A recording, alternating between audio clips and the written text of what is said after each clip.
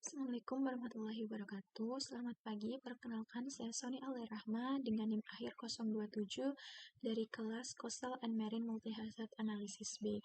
Di sini saya akan sedikit menjelaskan mengenai Coastal and Marine Multi-Hazard Analysis untuk melengkapi tugas pengganti UAS.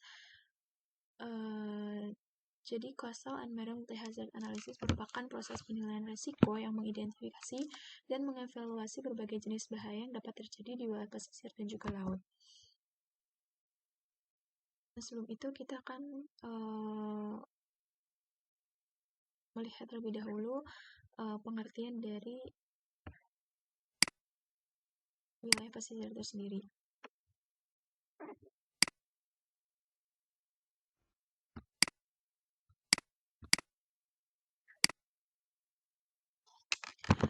Wilayah pesisir merupakan daerah peralihan antara ekosistem darat dan laut yang dipengaruhi oleh perubahan di darat dan juga di laut. Nah, wilayah pesisir ini tuh sangat rentan terhadap berbagai bahaya, terutama akibat perubahan iklim dan juga aktivitas manusia.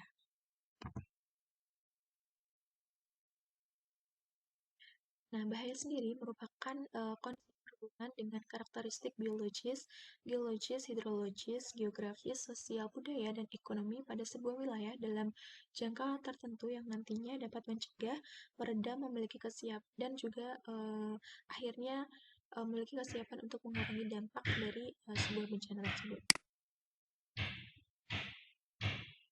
Nah, di sini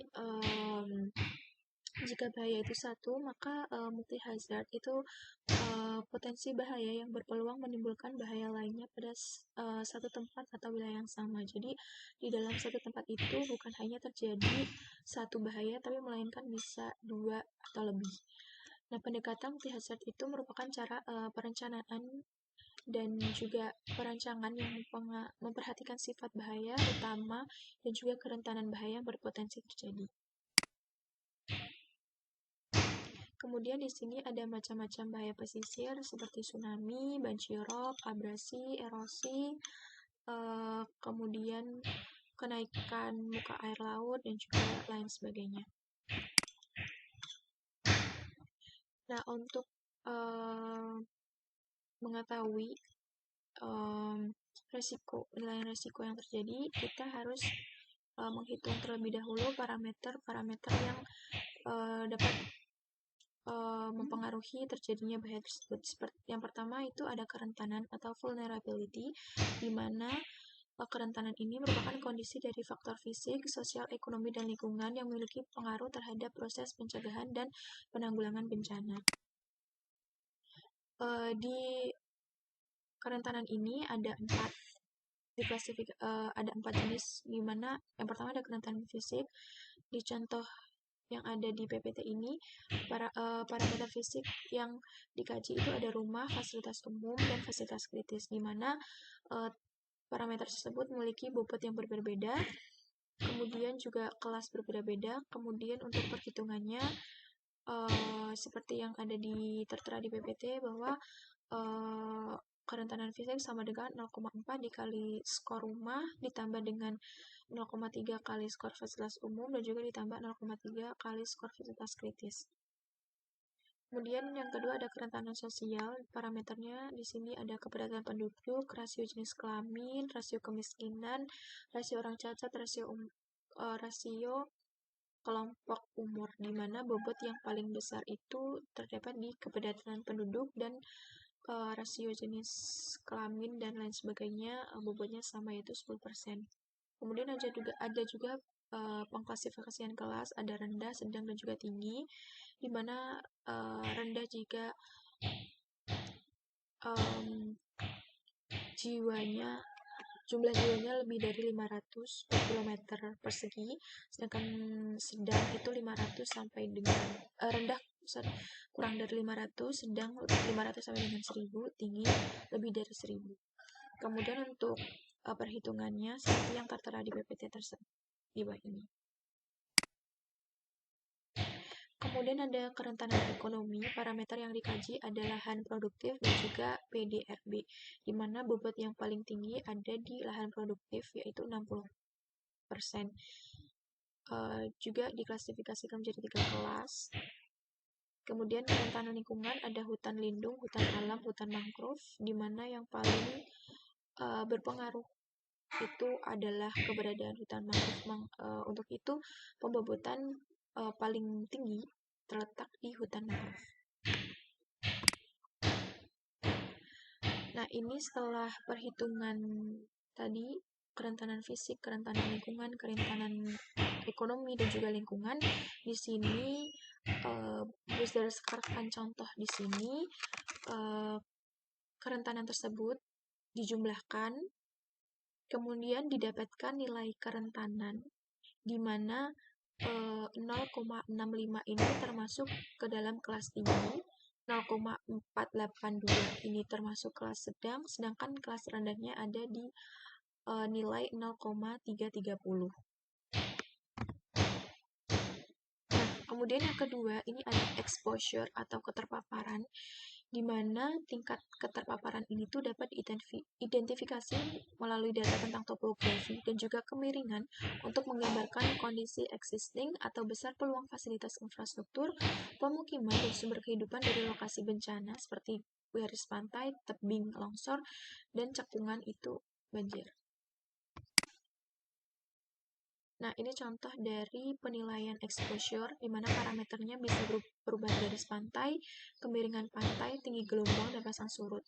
Di mana perubahan garis pantai diberi bobot 0,25, 0,35 kemiringan pantai, 0,29 tinggi gelombang, 0,11 pasang surut.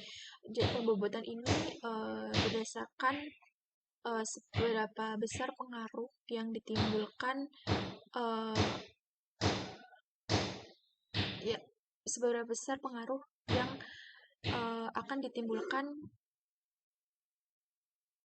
atau akan menyebabkan resiko dari suatu bahaya. Misalnya ini tergantung juga dengan jenis bahaya yang ada di wilayah tersebut. Misalnya untuk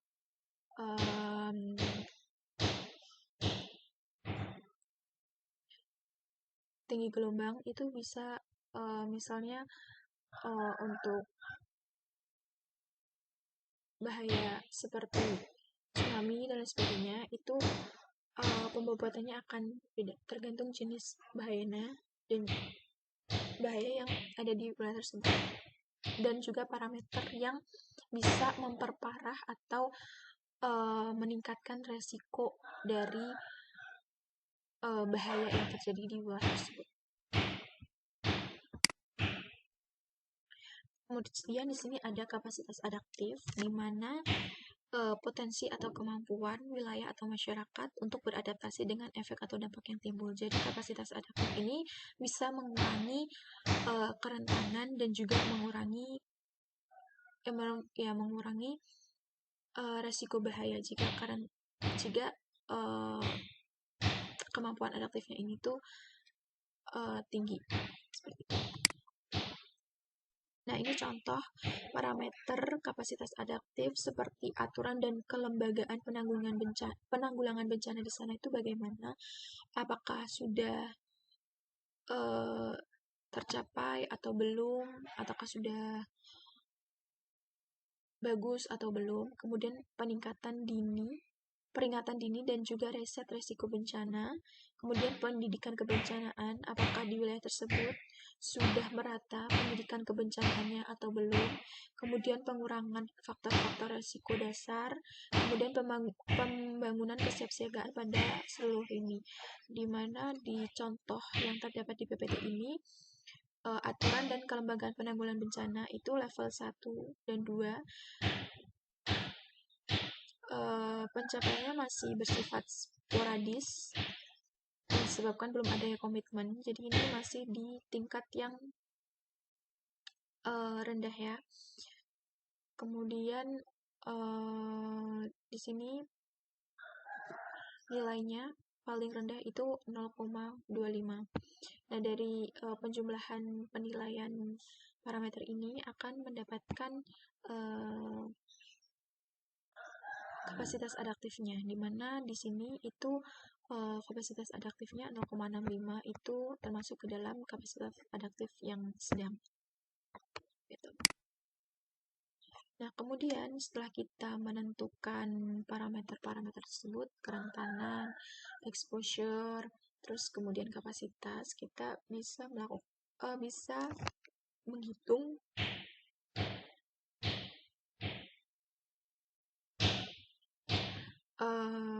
dengan metode CVI.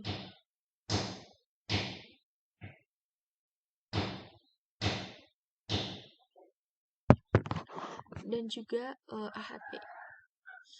Jadi metode CVI ini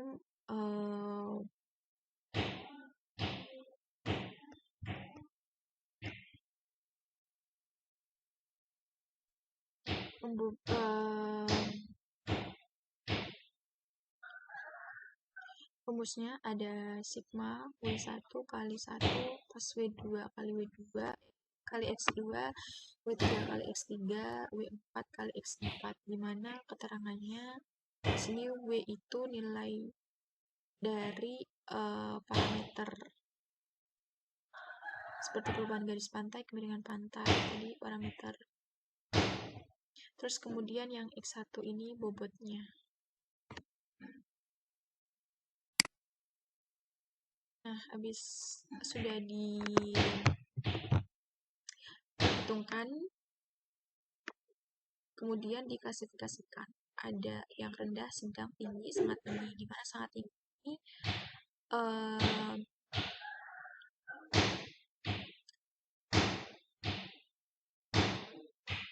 nilainya tertera seperti yang di PPT.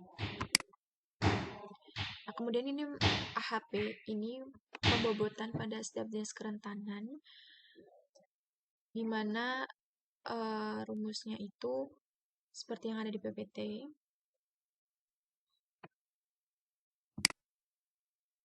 Nah, jadi bedanya CVI dan juga AHP itu, kalau AHP itu berbasis keputusan hierarki, kemudian kalau CVI itu lebih sederhana dan dia berbasis rumus. Kemudian kalau AHP itu menentukan bobot parameter analisis multikriteria, sedangkan CVI itu menghitung indeks kerentanan berdasarkan rumus. Nah, kalau misalnya AHP itu pembobotannya itu subjektif berdasarkan penilaian ahli, sedangkan CVI itu terstruktur atau berdasarkan penelitian dan juga data sebelumnya. Kemudian kita masuk ke dalam resiko atau risk, merupakan hasil atau perkembangan suatu daerah selama periode waktu tertentu, termasuk konsekuensi dari cedera dan penyakit, kematian, mengancam jiwa, perpindahan, hilangnya rasa aman dan nyaman, kehilangan dan kerusakan harta benda, dan kerusakan dari kehidupan masyarakat. Di sini untuk penilaian resiko sendiri ada hazard kali kerentanan dibagi dengan kapasitas adaptif. Nah, ini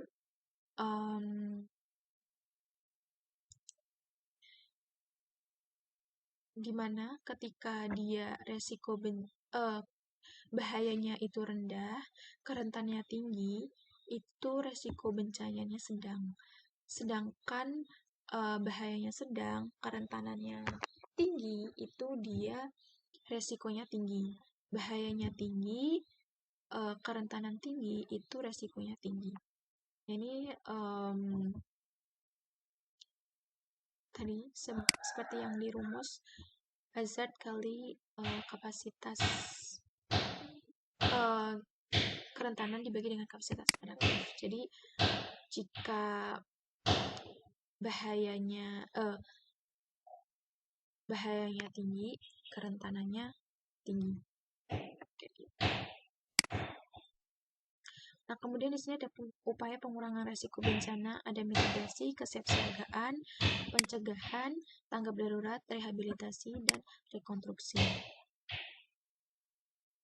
Sekian dari presentasi saya, kurang lebihnya mohon maaf. Assalamualaikum warahmatullahi wabarakatuh.